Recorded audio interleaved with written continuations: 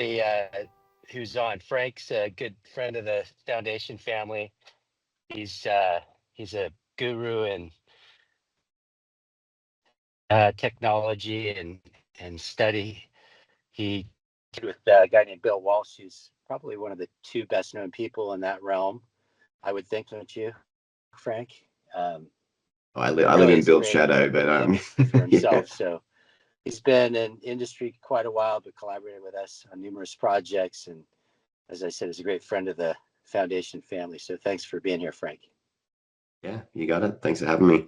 For those who I haven't met, I'm based here in San Diego as well. I moved from Sydney in 2007. I was the first employee at Vizesi on the biologics R&D team.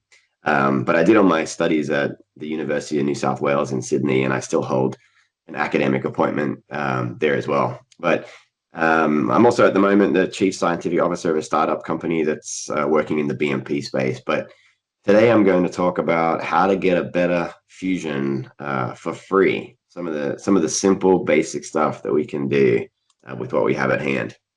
So we all know about autograft, kind of the gold standard, right? And it's said to be osteoconductive, osteoinductive, osteogenic. But how much evidence do we have that autograft works? Do we know why it works? And I think we all believe that that it does work and that it works at least in part because of the cells. But do we really know what the effect of these cells are? I'll talk also a little bit about some of the other product classes on the market, like off-the-shelf products containing cells, and also just some technique-related stuff as well.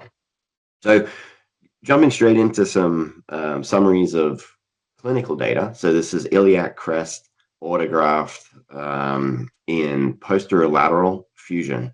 And what you'll see, lots of different studies spanning over many, many years that have been single level, multi-level, with instrumentation, without instrumentation. And you see a pretty wide range in fusion rates on the right-hand side here, anywhere from in the 40% for non-instrumented up to maybe in the 80s and 90% sometimes. So we ask ourselves, okay, well, we look at this and say, yeah, there does seem to be evidence that iliac crest is effective in spinal fusion. Maybe not as effective as we'd like we'd like to see 95% or more, but we also see a pretty high variability in the fusion results here and ask ourselves the question, well, why is that? Why is it so variable? So first question, does location matter? Where do you collect the bone crest versus, the local bone? Lots of studies actually have been done on this as well, but I just pull up one example. And this one actually is a pretty interesting study where they compared iliac crest versus local bone in posterolateral fusion. And basically what they found is in single level, iliac crest and local bone were equally effective. But once you started getting up into multi-level fusions, iliac crest tended to become superior over local bone. So it would suggest what I think we would believe. Both of them, iliac crest and local, have the potential for fusion, but iliac crest is just a little bit better. Next question comes up, well, what about technique? Many, many different ways that we can harvest bone from our, most simple manual techniques, using osteotomes and rongeurs, getting into a little bit more mechanical advantage, such as trephinds or punches and bone scalpels using ultrasound, and down to burring, drilling out with a burr or with a drill. So anytime we're going to be impacting bone and potentially using some of these tools like drills, like burrs, like the bone scalpel, we have to think about thermal necrosis and the potential damage that we're creating to the bone that we're collecting. And thermal necrosis is going to be a combination of temperature and time. And there's been scores of different studies. We've done some studies on this as well in our lab, looking at what's the threshold. So the threshold generally is once localized bone temperatures get up above about 47 degrees Celsius, you'll start to get thermal necrosis, but it needs to happen over about 60-second period of time. As the temperature starts going up, the amount of time it takes starts going down, right? So once you get up to 60 degrees locally, you really only need about 15 seconds before you start to create thermal necrosis, the cells literally dying off, right? And then, of course, you go hotter, you go longer, and you'll just get a deeper margin of cell death. Also, we can think about the difference between manual harvesting techniques versus burring. Lots of studies here as well. And summing them all up, basically what we see here is when you take a burr and you burr out the lamina, the facet, and you collect those bone shavings or that bone dust, that bone dust does still maintain osteogenic potential. So there are cells that are still alive in there. However, it's significantly less than if you would just manually harvest the bone, right? Which I think just makes inherent sense. The less you're messing around with the bone, the less you're creating heat, the less you are going to potentially cause a detriment to the cells, right? So all of this sums up and tells us that the way that we prepare our bone graft is actually very important, starting from where you get it and then what tools you use actually to collect it as well. Also, a recent study, this one was just this year that came out using the bone scalpel. Interesting one where they took a craniotomy model in a mouse and they looked at the difference between the bone scalpel and a burr. And basically, what they found is in both cases, there was equivalent healing of this cranial defect. However, even with the bone scalpel and using constant irrigation, on histology, they found some interesting changes histologically, not only in the bone itself, but also in the brain, right? So it's sort of telling you just to be careful when you use these products, or at least just be cognizant that you are creating this thermal damage. And it may have a significant effect or it may not, but it's something worth just keeping in the back of your mind.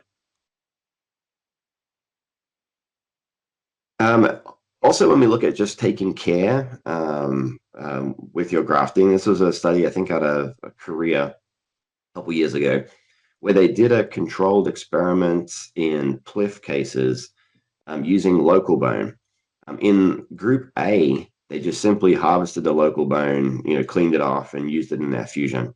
In group B, they took much more care. They harvested their local bone, they removed all the cortical or as much of the cortical component of that local as they could, just focusing on just the cancellous part of that local bone. So a more carefully cleaned out local bone. And through a kind of complicated fusion assessment, they actually found that Group B had a higher fusion rate and better outcomes in Group A. So basically, the conclusion from this study: the more care you can take, with your time limitations, the better your fusion rate can be. The same with the same bone product. So the conclusions from here is that you can affect potential with your local bone and autograft by several different factors, by the anatomical location, by the technique to harvest it. And then the one part that I didn't really talk about, but it's critically important, is the carpentry of how you actually prepare the fusion bed to prepare for that fusion to happen. And that really can't be overstated. It's one of the most important things you can do, preparing that fusion bed with great care. So jumping into the question of do cells matter, and specifically focusing on autografts, this is some work that we did a couple years ago, and started off with using the Bowden rabbit spinal fusion model. And the question here was really, really simple. We just wanted to find out if iliac crest works. And in this model, iliac crest will fuse about 60 to 70% of the time in a rabbit spinal fusion model. So we want to find out if iliac crest does work, what is the effect of the cells? Is the fusion rate because the cells are effective, or is iliac crest just a great scaffold, right? So in this study, what we did is we tested two extreme variables. The control was viable iliac crest, essentially harvest it, clean it off, and place it in the gutters. And then the test group was a worst case environment where we completely devitalized it. We killed off all the cells in the iliac crest to essentially have dead iliac crest. And we did this by rinsing it off to remove the non-adherent cells and then freeze thawing it to kill all the cells that were left behind. This is what a fusion looks like on micro CT in the gutters. Here's a non-union with clear gaps. And then our fusion rate was about 60% in our control group, which is right about where it should be. And in our fully devitalized group, where we killed off the cells, astonishingly, the fusion rate dropped to 0%, right? Huge, huge difference. So right off the bat, we're asking our question, do the cells matter? And this simple little study would very strongly suggest, yes, they do. So we didn't really know which cells mattered, but the next experiment was to try to dig into that a little bit more. And so in this case, what we did, instead of completely killing all the cells in the bone, we just rinsed the bone off. So we removed all of the non-adherent cells, but we left behind the cells that were still attached to the bone. Then we implanted it. And in this case, our fusion rate was actually a little bit better than the control.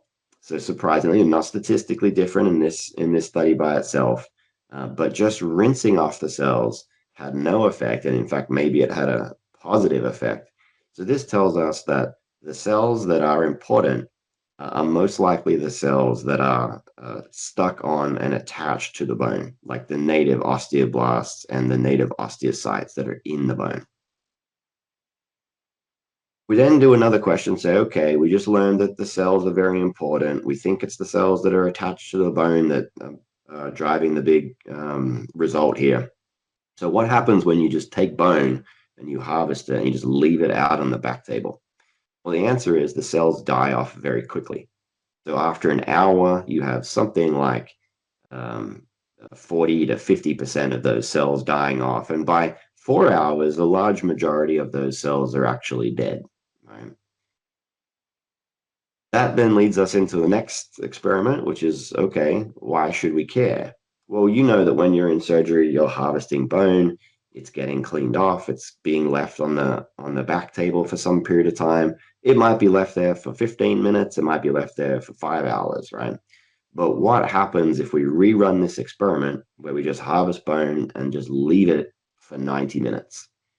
So we run the same experiment again. We have our control, we have our test group, which is left for 90 minutes, and we have another test group, which in this case, we're just going to leave it fully submerged in saline instead of just leaving it out dry. So our control group, 70% fusion, which is the expected rate. Our test group, again, drops to 0%, like pretty amazing, right? If you leave bone out and just let it dry out for 90 minutes, it will affect it enough that in the rabbit model, the fusion rate drops to 0. So at this point, we're kind of freaking out because we do this all the time in surgery, right? How do we solve the problem? Well, fortunately for us, it became really clear that all you need to do is when you take that harvested iliac crest or local bone, just keep it hydrated. In this case, our fusion rate went again back up to as good or better than control just by submerging it in saline. And in this particular case, all we did is we took a beaker of saline and we dunked our bone in there. And if you were to do this in surgery, you would realize that that saline would start to go pink, right? Because the blood is emanating out from it. You might think, oh no, all of the good cells are dissipating away from the bone. But remember, in this case, what we found, actually the fusion rate goes up a little bit when you rinse off or hydrate the autograft. So a very, very simple experiment, but a pretty cool result when you think about it. And all you really need to do to get your bone to actually perform better is just make sure it doesn't dry out, right? So keep care of it in the operating room. So what about BMA, right? BMA would be the cells that we actually washed away in our study, right? Bone marrow aspirate. Well, there's been a bunch of studies with BMA over the years as well. This was one of the early ones or most convincing studies out of France. And what they did is actually tibial non-unions. They took bone marrow from the patients. They measured how many cells there were, both in terms of cell count and cell concentration. They injected those cells into the non-unions, and then they measured to see if they actually fused. And so then at the end of the day, what they were able to show was that there was a statistical threshold for which a higher cell count and higher cell concentrations were associated with more success than the lower cell count. And so from this study, they concluded that if you had a greater cell concentration than about 50,000 cells per cc, you had greater success than a lower cell count. So this was one of the first studies that really tried to show that there could be potentially a benefit for bone marrow aspirate as well. Interestingly, a study out of the Cleveland Clinic, this one they looked at how you actually harvest how you harvest BMA. And if you are harvesting BMA, it's very important the technique that you use, that when you pass the needle in, you take 2 cc's of aspirate, you then reposition the needle, take another 2 cc's, reposition it, and take another 2 cc's. Because if you just take the needle and you place it in and just draw your 10 cc's or more, essentially the first 2 cc's has all the cells in it, and then the rest of it is just peripheral blood that sort of dilutes it out. So if you're using BMA, then the technique is very important to reposition after each 2 cc's. What about clinical results? So this was a very, very interesting study out of LA where they actually looked at using iliac crest and then DBM with bone marrow aspirate. And they had a threshold on the age of their patients for being over 65 years of age or under 65 years of age. And what they found with the BMA group was a dramatic difference in fusion rate based on the age of the patient who is also the donor, right? When the patients were greater than 65 years of age, their fusion was 35% in this model. When they were under 65, it was 76%. So about twice as good a fusion in the BMA group when the patients were under 65 years of age. Conversely, the iliac crest group, which was only done at greater than 65, got an 80% fusion. So the conclusion from the study is if you would like your BMA to be equally effective as iliac crest, then perhaps focus on younger patients and not older patients, because as we know, as patients get older or as we get older, the number of stem cells that we have in our body dramatically declines. Okay, next question now, going on to cellular bone matrices, a class of materials that most companies have some version of this now. They are harvested from human donors very quickly after time of death, and they're processed in order to maintain a viable cell population. They're usually much more expensive than DBMs and synthetics. We have had some safety risks, including tuberculosis outbreaks that led to patient deaths a couple times. These are very rare events, but the severity of them is very high. So when we're considering products like this, where they do bring higher costs and potential risks, we want to make sure that there's a potential benefit here. But I would argue that we don't really have strong evidence to support that there is that benefit to justify those risks. So the hope of these product lines, right, is again that they're cryopreserved, they're in the freezer. When we take them out of the freezer, the cells are alive. Sometimes people think this is an incredulous claim, but really it's not. It passes the sniff test. We do this with sperm and eggs, and we can leave things frozen for decades and thaw them back out, and the cells will be alive. Osteocell is a product that has some very convincing data actually on that the cells are alive, and they can show videos of cells actually migrating off the scaffold and dividing and multiplying. So I think generally we do believe that these products do contain viable cells, even though they've been cryopreserved. But I would posit that just the fact that the cells are alive isn't really the right question. And the question that we have to be asking is, do those cells actually improve fusion? So we published this one in JBJS a couple years ago, and very similar to the study that I just described in the rabbits, where we showed a dramatic difference with and without cells in the rabbit spinal fusion model. In this study, we do the same thing, but we do it in an athymic rat model. because it allows us to implant human cells without them being rejected. So we took two different commercially available cellular bone matrices and we test them with or without the cells. And of course, the hypothesis here is that the cellular bone matrices with the cells should work dramatically better than the cellular bone matrices without the cells. We use this fusion grading criteria, which is a score from 0 to 3 based on micro CT. A 0 is just a bunch of implanted graft material. Here's a transverse process, and here's a transverse process. And then I'll just go back. And then all the way up to a 3, which is kind of like the best of the best fusion, where you see this cortex forming all the way around, almost like a BMP-like fusion. You see everywhere in between. So a 0 is definitively not fused. A 1, we have a little bit of fusion here, but no cortex forming yet. A 3 is more compelling fusion with the beginnings of some cortex. A 2 is, I'm sorry, and then a 3 is the complete cortex on the right. So the conclusions from the study, this is what we got. The first CBM product with or without cells was 0s across the board. The second CBM product, we got some 0s, we got some 3s, a little bit better than the first. And then we also tested a DBM fiber product that doesn't contain any cells, just 100% DBM fiber.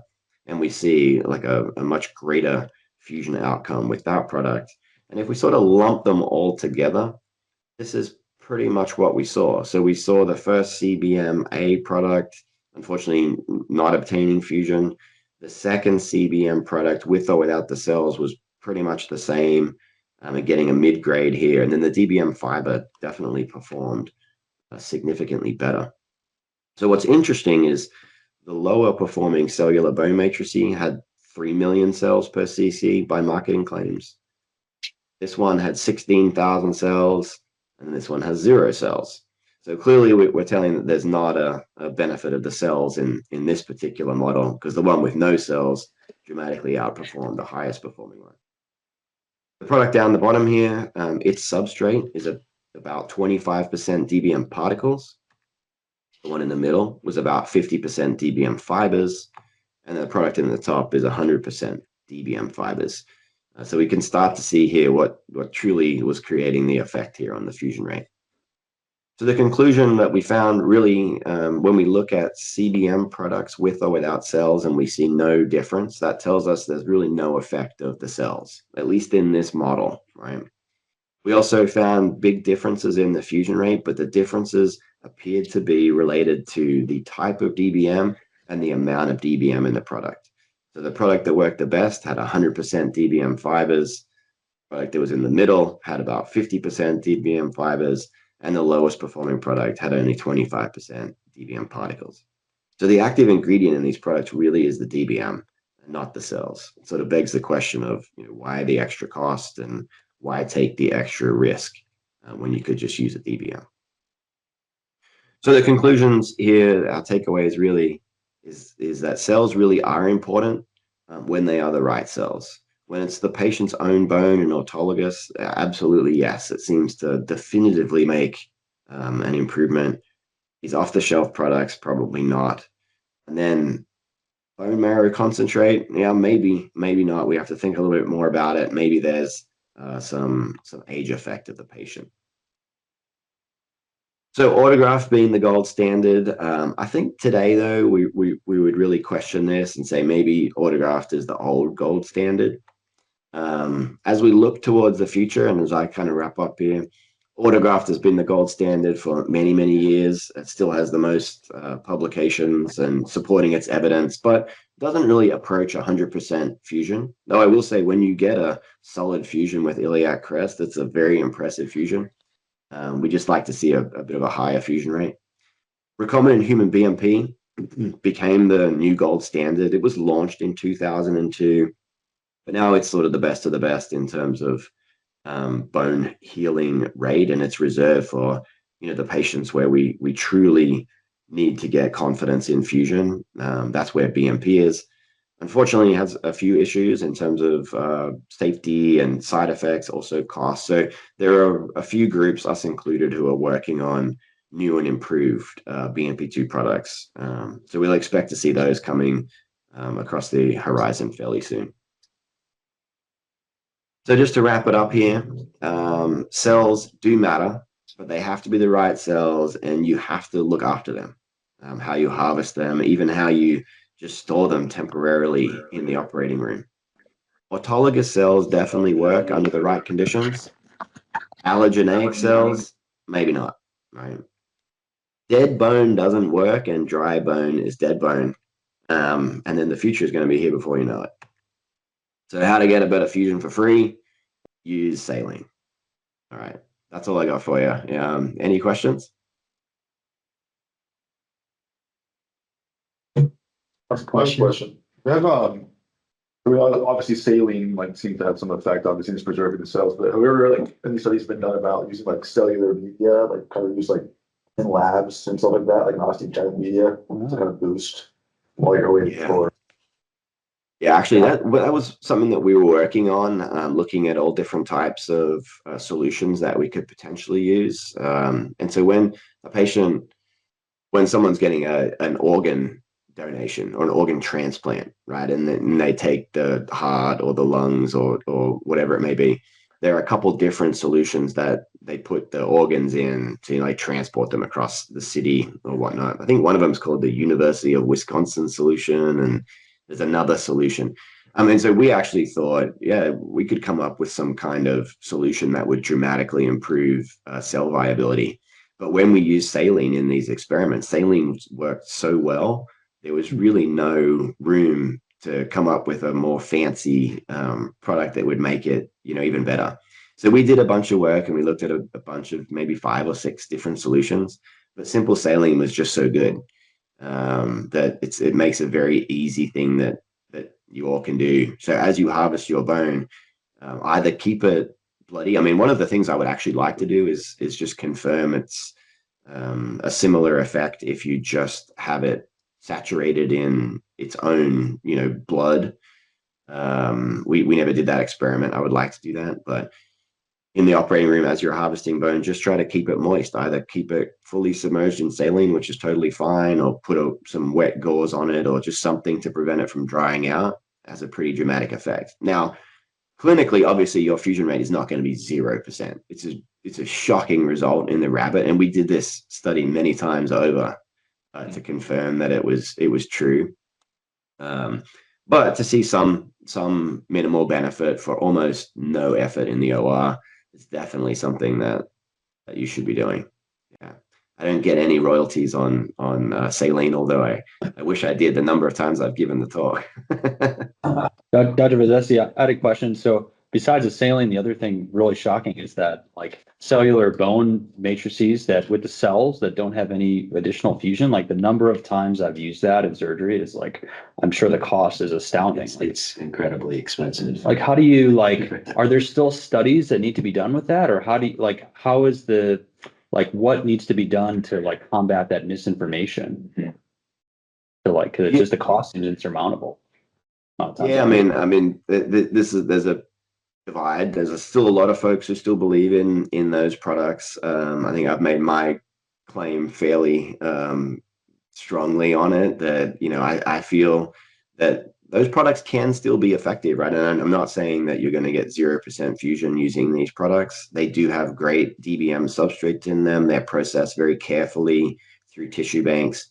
But do they work because of the cells? I would argue no. So you may be just paying a little bit extra, most importantly in the financial cost, but there is also a safety risk there too.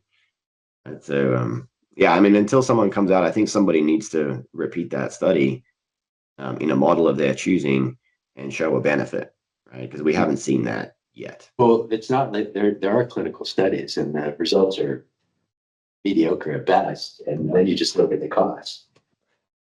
Why are we paying a premium for mediocre results? Mhm. So we don't use it. I mean, there's actually somebody who uses it, but for the most part, we stopped using it because of the clinical results. I don't know why people are still using it widely on the cost effectiveness basis. Yeah. But they do. Yeah.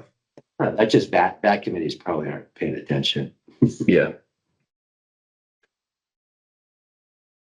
the magneto that we use. Yeah. What's like, what is like I'm looking at it now, but I'll look at my like the industry sponsored stuff, but it's not really, it's like proprietary information. Like, what is it really down to? It's like, is it a DBM type thing or is it? No, it's a ceramic. It's beta TCP HCA Okay, combo, predominantly beta TCP. I see. Those products work off topography. I mean, it's just basic bone substrate, but they're topographical stimulants versus cellular. Yeah. Cool. Any other questions, guys? Well, thanks again, Frank. Appreciate you being here early, Yeah, it's my pleasure. passing along your wisdom. Anytime, guys, anytime. You'll have a Thank great you. day. Thank you. Thanks a lot.